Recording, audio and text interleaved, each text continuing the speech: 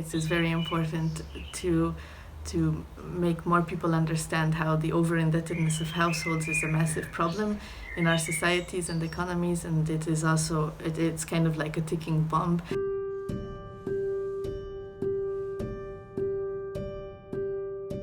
Eastern European countries have experienced different waves of liberalization since the 1980s onwards, which have systematically led to increasing social inequality in these countries.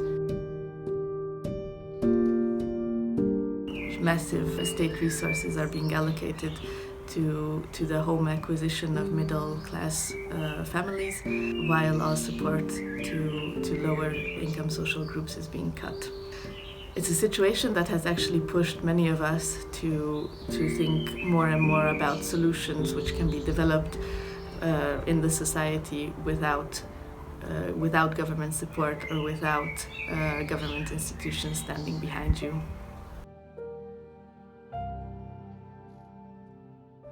Periferia Center is a small independent organization where we focus on issues of spatial inequality, housing, the development of cities, on infrastructure development projects, and the social inequalities these projects cause.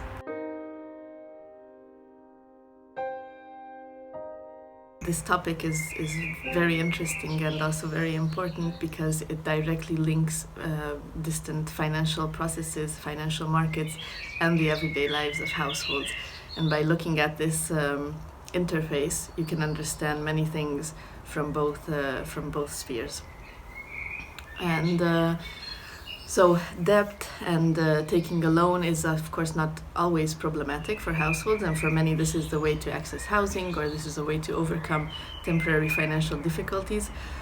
But in a large number of cases it becomes problematic. It can very easily lead to a debt trap and to accumulating debt which is impossible to pay over time.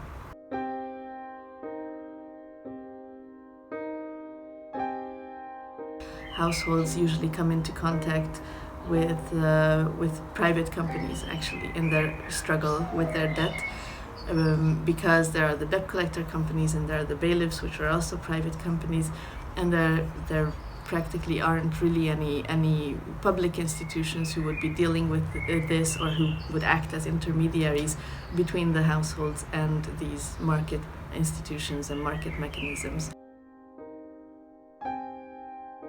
Any kind of debt, even if it wasn't a housing loan in the beginning, can lead to the loss of housing in the end of the process of debt execution.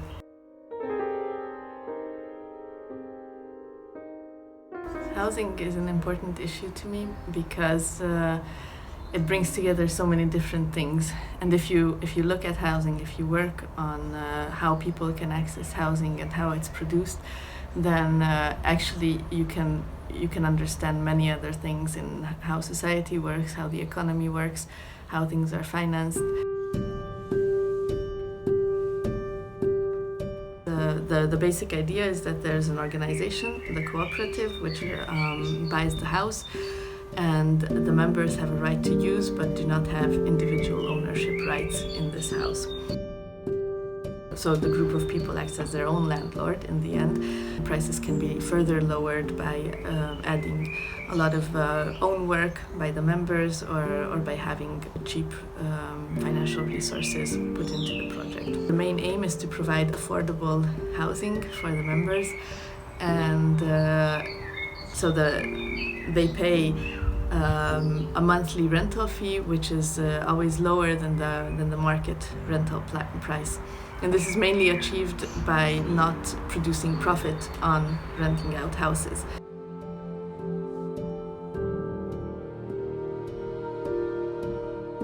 Politically, I think it's important to speak about access to housing because of its fundamental nature in people's lives. And I really think that the question of access to adequate housing is the starting point for many other struggles.